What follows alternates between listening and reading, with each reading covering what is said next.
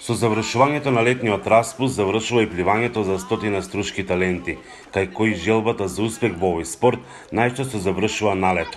Затворениот пливачки базен во Струга со години е надвор од функција и руиниран, па само мал дел од најупорните тренинзите ги продолжуваат во некои од малите хотелски базени.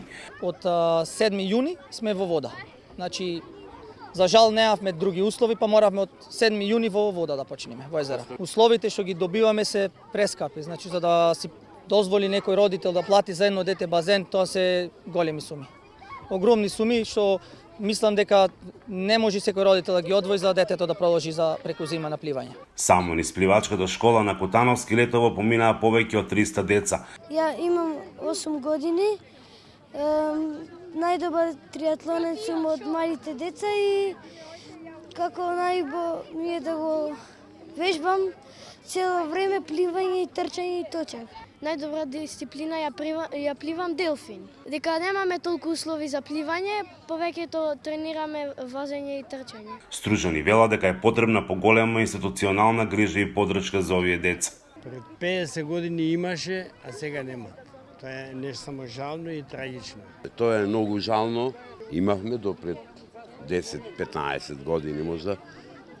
Стана руина.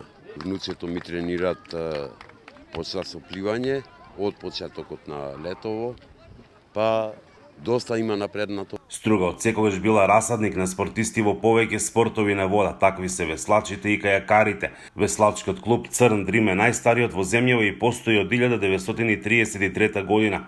Учесници се на меѓународни регати и регати на државно ниво, европски и светски првенства, а добитници се и на бројни награди. Условите не се нај.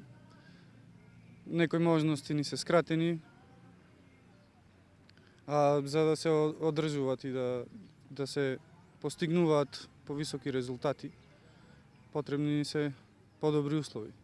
Успеваме да се држиме, ама се држиме со многу труд. Целосно забранено и ватерполото. Летово група влюбеници во овој спорт со цел да ги оживеат сеќавањата одиграа ревијален надпревар со ватерполисти од Скопје во водата на реката Црни Дрим. И после сега ние првиот пат убаво беше дај да размислуваме нешто да направиме за година, некој турнир, да ги обтегниме головите, појче голови да имат, појче терен, да имат екипи од различни земји и да е баш како што треба еден евент што би трајал, на пример, една недела и да ја пополни туристичката атракција или сезона. Надежите се дека за брзо време ќе биде завршена обновата и на затворениот базен која е во тек.